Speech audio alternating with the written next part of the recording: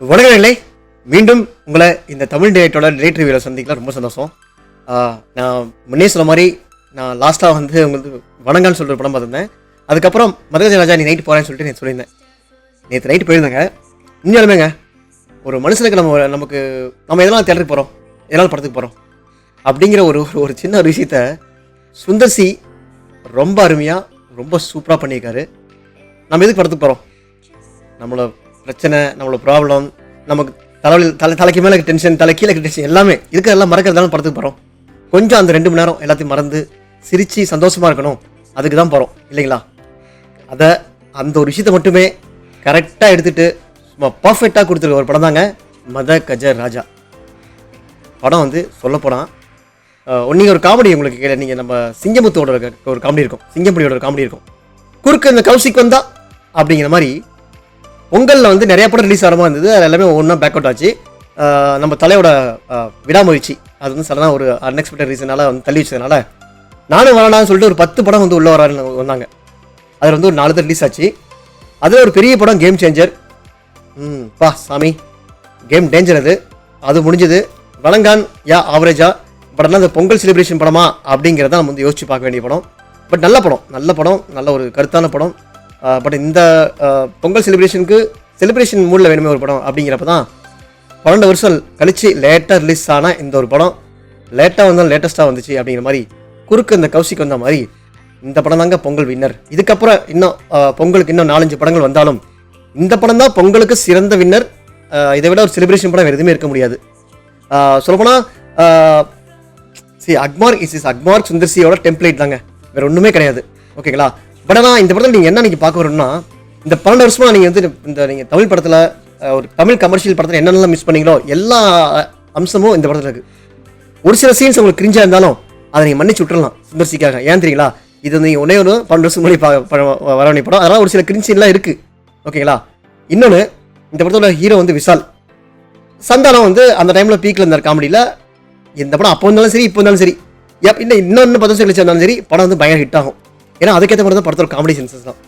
இந்த படத்தோட ஹீரோ ஆக்சுவலாக சொல்ல போனால் நான் எல்லாருமே விஷால் சொல்கிறாங்க. என்னை பொறுத்தவரைக்கும் இந்த படத்தோட ஹீரோனா அது அக்மார்க் சந்தானம் மட்டும்தாங்க.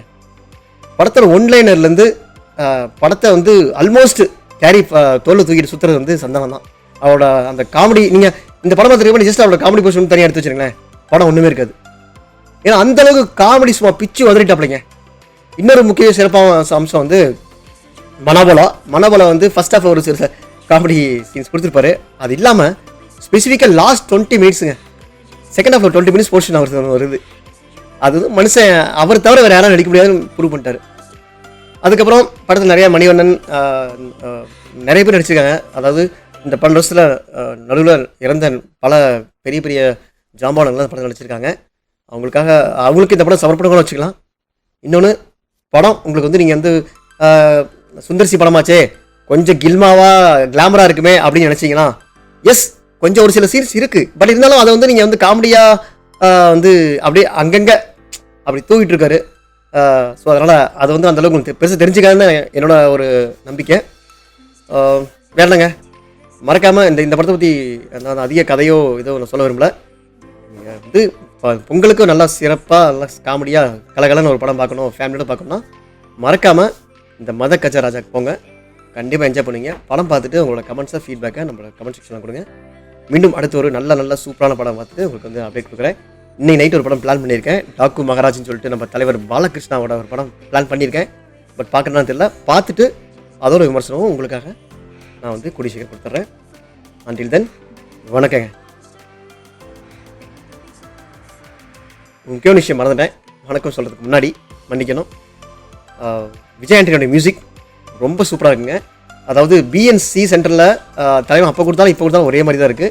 அவ்வளோ சூப்பராக கொடுத்துருக்காரு. இந்த சிக்கு புக்குன்னு ஒரு சிக்கு புக்கு சாங், அதுக்காகவே அந்த பாட்டும் சரி, கிளைமேக்ஸில் வந்து அது வந்து கொஞ்சம் விஷால் ஒரு பாட்டு பாடியிருக்காரு. அது அந்தளவுக்கு இல்லாட்டி கூட தேட்டரில் செலிப்ரேட் பண்ணுறாங்க என்னன்னு தெரியல. இன்னொரு படம் முடிகிற போகிற பாட்டு அந்த பாட்டு. ஸோ விஜய் ஆண்டனியும் படத்துக்கு நல்லா சப்போர்ட் பண்ணியிருக்காரு. வேறங்க, படம் கண்டிப்பாக நீங்கள் போய் தேட்டரில் பார்க்கலாம். மீண்டும் அடுத்த ஒரு நல்ல படத்தோட ரிவ்யூவில் மீட் பண்ணுறேன். அன்டில் தென், வணக்கங்க.